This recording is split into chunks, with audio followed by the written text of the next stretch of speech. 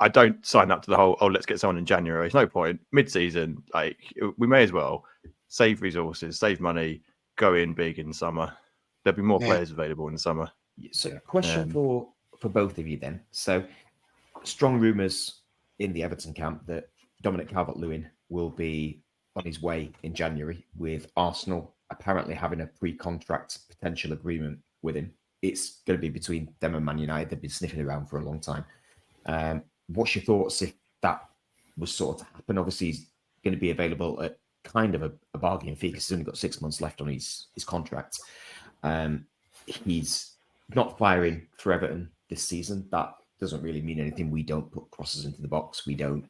Literally, he's up there as a lone striker on his own all the time, having to hold up play. Everton fans are on his back about it, but realistically, we're not giving him a chance to actually score. If that was to happen, would you be happy? Well, potentially, yeah. Depends if he can link up with, was it Martinelli and Saka getting the ball across? For me, depends on the deal of the detail in the contract. If it was like a 2-year deal where we weren't paying that much, there's an outright transfer fee to Everton, and he wasn't on an astronomical wage, then actually, as a mid-season transfer, that would be fine. But if they're spending vast amounts of money on him, and there's going to be other players available, it's really tricky, isn't it? Because like, at what point does a player become a waste of money? And I always feel like these 80 million plus transfers, in fact, probably like, I'd say 70, 80 million up. You're looking at the potential to seriously burn a load of money on a player that might just end up being completely average when they switch leagues. So rumour is 20 to 25 million max. His wage is probably stumbling blocks. That's the reason why he won't sign a new contract to Everton. We won't offer him the amount of money that he wants. And rightly so. How much is he on? It's about 120 a week at the moment. He wanted 150, and apparently we weren't prepared to offer him quite that amount. Understandably, he's not really hit the ground running since the Carlo Ancelotti season. But as a 20 million for an English striker who, being honest, as an Everton fan, he would do far better in your team than he's done for us. When Carlo was in charge, he literally said to him, stay in the 6-yard box. That's where you need to be.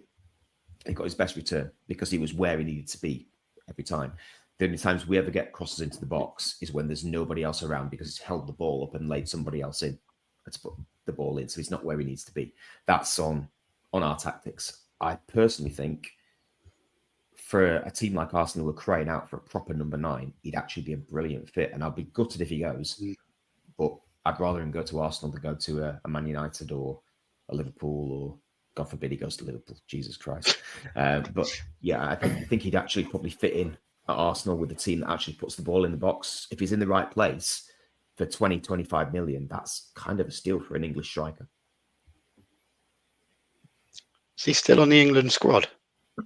Not at the moment due to injuries. So last season, he was pretty much out the entire season. I think he played like 3 or 4 games.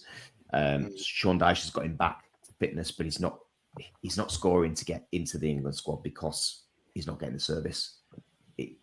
Every time he does get the service, he looks like he's likely to score. And we saw that in the Wolves game a couple of weeks ago. They were giving us 2 own goals, but if he hadn't been where he was and knocked it onto Dawson, who happens to be our joint top scorer with 2 own goals, that's how embarrassing Everton are at the minute. Our joint top scorer is a player that doesn't play for Everton. I think, he got a standing ovation from the fans because we recognised his, he got into the right positions. They would have been his goals had it not got a touch off the defender. I just think he deserves actually much more than Everton can give him at the moment with the negative play that we have. Personally, I think he'd be really good for you.